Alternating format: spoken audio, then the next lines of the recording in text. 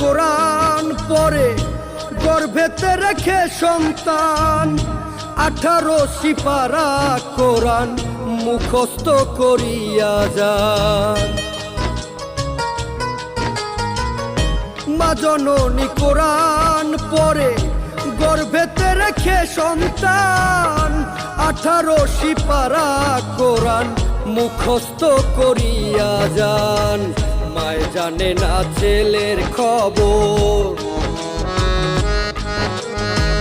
মায় জানে না ছেলের খবর, হয়েও গর্ভধারিণী তোমারই নামের গুণে আগুন হইয়া যায় পানি।